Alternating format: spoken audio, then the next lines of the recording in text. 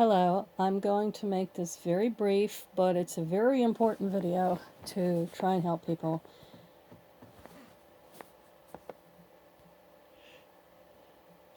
So, Saturday morning, I received an alert from my credit card that they suspected fraudulent activity. Now, when I went to investigate it, I noticed not two, but three orders someone tried to place. The first one was declined, the other two were pending. I'm not going to get involved in saying which company, what have you. Someone basically stole my identity somehow, probably on the dark web, which happens to a lot of people, or it could have even been a data breach. So I contacted my credit card company, and that's the first thing you want to do is cancel whatever account number you have and get a new card issued. That's very important. Close down the fraudulent activity so they can't do any more damage. Now, the next thing I'm going to say that I've actually done in the past, but I'm still going to recommend it here right now.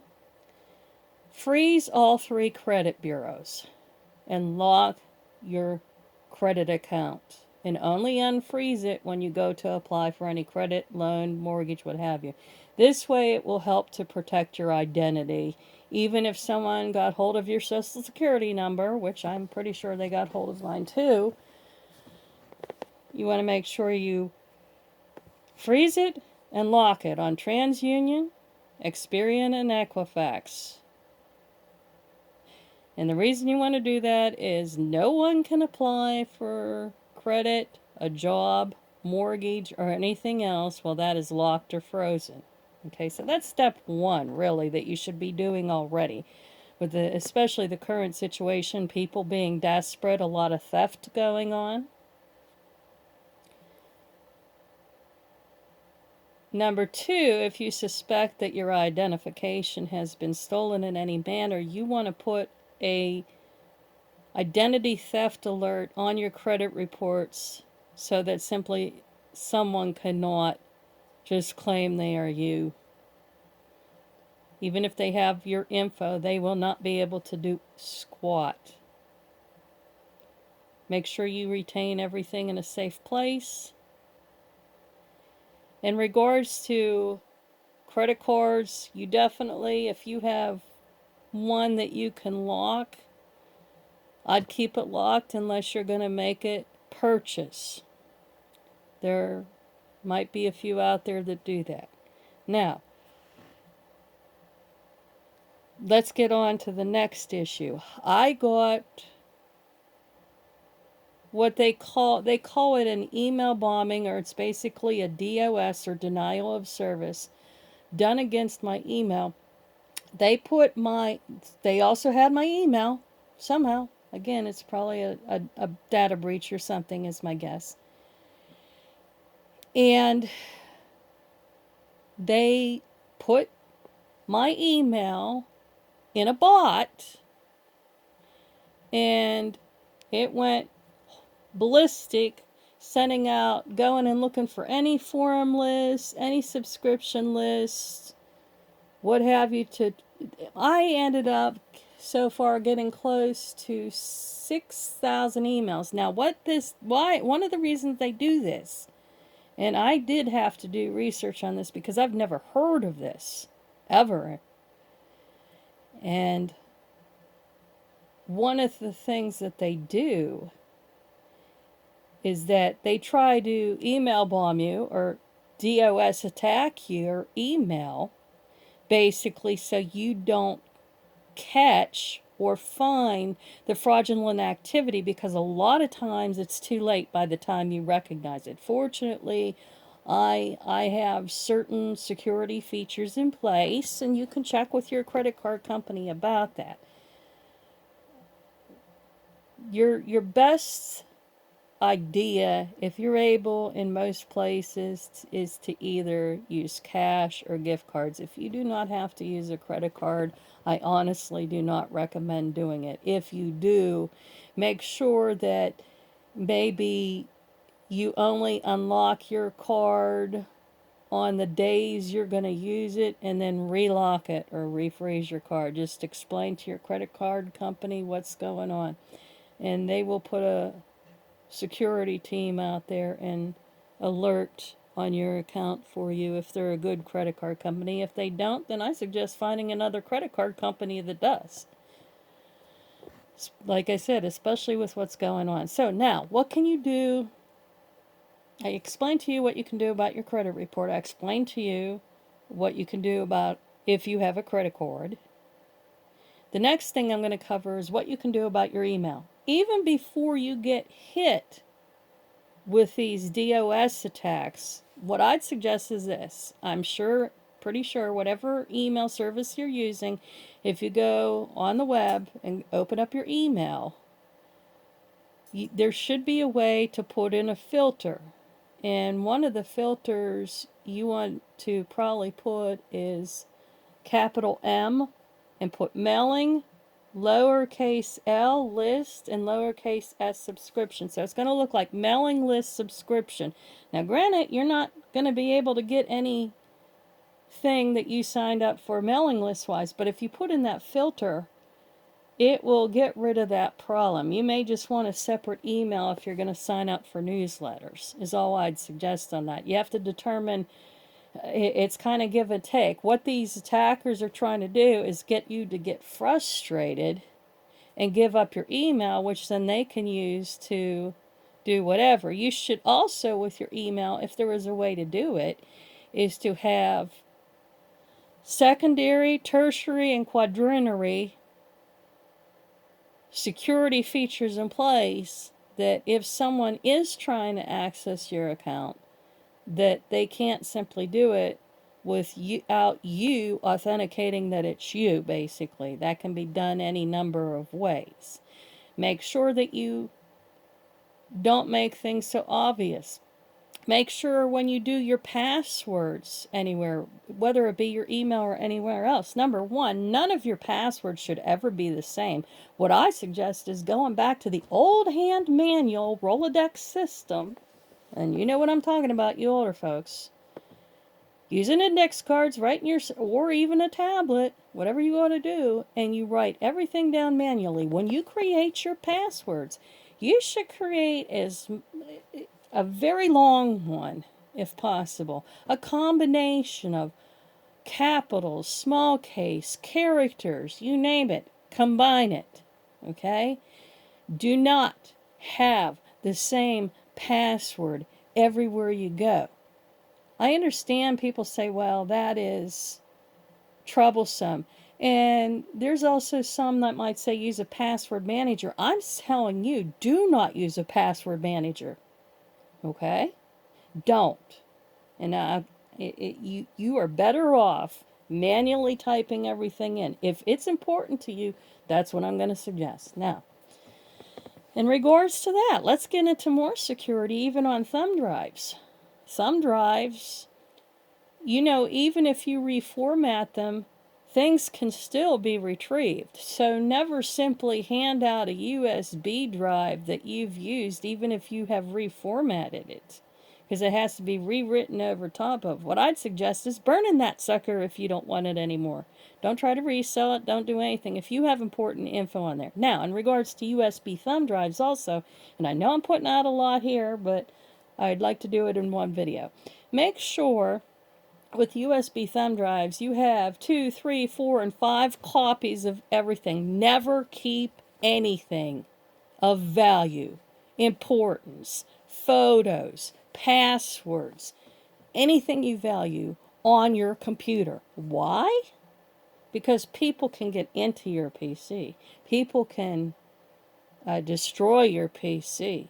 Your PC could even go kaput and stop working. What are you going to do if you lose 10,000 photos? Now, the other thing I'm going to suggest, because I do a number of things too, is I do a lot of writing. And if you're an author, you don't want your stuff sitting on your computer, period. As an author, you should know better and have your stuff backed up to like 5, 10 thumb drives or, you know, a few external hard drives. Never put your work on the PC, and that also goes into regards. Never share your stuff you write or artwork until you've gotten a copyright, because people will steal your stuff as much as they can and run with it. That's how it is nowadays. It was bad in the past, but it's even worse now. There's a lot of theft going on. So, I'm trying to think what else I could add here. Make sure you don't leave your computer running all day long. Get on there, do what you got to do, and be done with it. I will go back to what I originally said. I'm one of the safest people on the net, bar none. I really am. I'm very paranoid about it. So the fact that that even happened to me should tell you something. Not only that, but my one computer had gotten the Ray-Z malware, and I don't even know how I picked that up. Okay, R-A-Z-Y. That was another issue with another computer. So the other thing I'd say on that, if you're able to have a few computers handy, it's helpful if one has to go in the shop that you're not completely out the crapper, not able to do work. If you're able to afford one. The other thing I'd suggest, if all you're going to do is, let's say you're an author and you're going to write, it's best not to even connect to the internet with whatever computer you're using. And also, in regards to, let's go back to paying your bills. If you can pay your bills with cash, do it.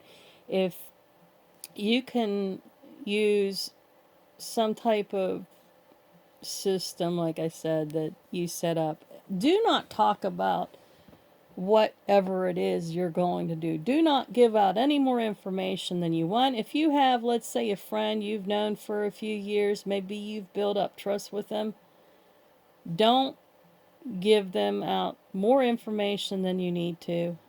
That's just a given. These days, you can know someone 15, 20 years and find out you never knew them at all. And case in point, I had an ex of mine that I was married to for 5 years. He committed adultery on me. He kept threatening to kill me unless I went out to drive a truck. Okay, there's a lot of stuff I've been through. I'm a former military, and I don't do well with idiots at all. Obviously, I'm divorced. But anyway, back to the point. You want to make sure that anything you're doing, when you get in your car from the store, before you even go to the store, make sure that you have everything set up that you can just throw your bags in there that you got, and you get in there and lock your doors right away. Because now people are attacking people in the parking lots over food. I kid you not. Park in a well-lit area as well when you're parking. What else can I help you guys with? If you're doing anything at all, you don't talk about it. It can't get any more plain than that. You don't tell people what you're doing. It's that simple. You just take care of yourself and your family, and that's it. This video I put out is mainly about security, but I wanted to add some other things in too. And the last thing I'm going to close with here is you never want to tell people more than you have to about yourself. And the reason for that is the more you tell others about yourself, the more power you give them over your life. That's all I'm going to say on that. I've learned a lot of hard lessons in my life, and I hope, honest to goodness, I really hope that this video helps someone out there. Take care. I hope that everyone has a good week ahead of them. I know I ended up having to contact my credit card company. I contacted the FBI. The Attorney General's office for where I live, for the state, and also the police. So this is definitely going to be investigated. What happened to me? It's being dealt with appropriately. And also, like I said, with email, you can create filters ahead of time. Like you can filter before something like this might happen to you. You can put filters in there and say delete or block anything that says mailing list subscription or something similar to that. You take a look at what you have coming through that you're getting hit with for the DOS, and then that's what you want to filter out. Yeah, you're going to sacrifice a little bit, such as if you do actually want to sign up for a mailing list, you might have to temporarily unblock it or something, but it's really honestly too much trouble. I'd say at that point, just create a separate email if you really want to be on a mailing list. Also, one more thing before I go, before I forget, make sure if you do have a smartphone that you go into your text messages and you disable in the settings in there automatic downloads for SMS and MMS. And the reason for that is if you have it set to auto download, it can download a virus to your phone. Now, I know about that, so I wanted to bring it up. I'm trying to think if I forget anything here. I probably forgot a few things, I'm sure, because I've run into a lot of stuff. And when you talk on the phone, if you don't know the number, don't pick it up. Let it go to voicemail. If it's really important, someone will actually leave you a voicemail. Don't fall prey to these scammers that claim they're from the Social Security office, or that you have a grandson being held up. For all you elderly folks who might be watching this, don't fall prey to it. Most people are doing these scams from different places. And you have to be really careful. Don't ever give out your personal information. The IRS and Social Security office will never contact you via phone. Okay, they definitely won't. They might send you a letter, but you better be making sure that it's an official letter. A lot of times you'll see a watermarked seal on some of these official letters that come through from the government. And being military, I can tell you that much. Anyway, folks, be safe out there. Watch your back. Stay secure. Don't give out any more info than you need to. If you want to buy something online, use something like a virtual number or get a prepaid money card, what have you. Stay away from credit cards as much as possible. If you're able to, like I said, lock it or get rid of it altogether. You're better off. Well, this is Happy Cows signing out for now. Take care. Have a great week. And God bless.